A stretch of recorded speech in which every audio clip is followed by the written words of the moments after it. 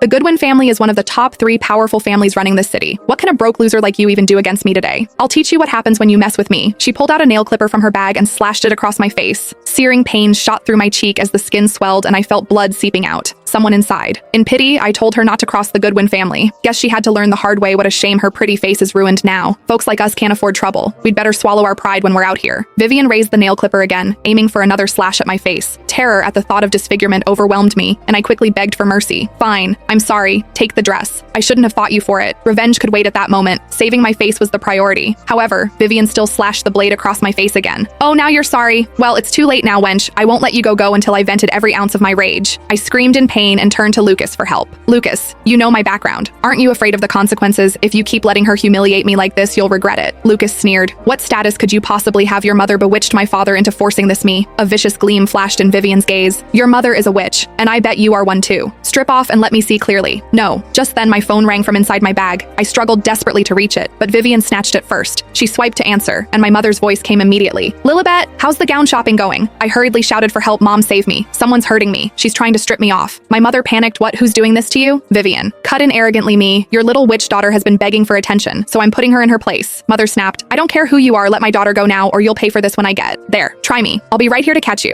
You? Witch? With that, Vivian hung up my phone and hurled it to the floor. It shattered into pieces. She slapped me across the face again and sneered. The apple doesn't fall far from the tree. When your mother shows up, I'll strip her down too. Time crawled by it like half a century, but in reality, it had only been 5 minutes. Finally, a familiar stretched limousine appeared. My mother stepped out of the car and demanded, "Let me see who dares threaten to strip me down." I glanced at Samson. He raised an eyebrow, looking like he'd seen this move 1,000 times. He pushed her away. Don't worry about it. He put his arm around me and started to leave, but Mila grabbed his hand. He froze, looking down at her hand on his sorry. Let's exchange what up. If there's any problem with the suit, I'll pay for it, she said, holding out her phone. This was Mila's classic move once she made that first contact. Every guy I dated fell completely under her spell. Sorry, Samson said, brushing her hand away with a look of contempt. I don't add random girls on WhatsApp. Mila was stunned. Out of my 15 exes, even the ones who said no at first couldn't hide how attracted they were to her. Usually Mila would pretend to give up because she knew those guys would secretly add her later anyway. Lo held out for 3 months, but he still got him. But Samson, he flat out rejected her with nothing but contempt in his eyes. He put his arm around me and walked away without looking back. Now that you've met my friends, how about meeting my parents next? He said they can't wait to meet you. I smiled loud enough for Mila to hear. Sure, I'd love to meet your parents. I thought I'd finally found a boyfriend who wasn't swayed by looks. But when I walked into Samson's house and saw him cutting fruit for Mila, I was completely floored. You cut it too? Outed. My mouth is tiny. I can't eat this. Mila pouted, refusing the watermelon. When Samson saw me, he set the plate down and walked over. We're working on a deal with the Owens family, so she stops by sometimes. He explained. Mila took a tiny bite of watermelon and looked at us with this sultry expression. I didn't say anything. Samson sighed, put his arm around me and turned to Mila, his voice flat. My girlfriend's here, so I'm done entertaining you if you need anything, asked Daisy. He led me upstairs. No Mila's annoyed look once we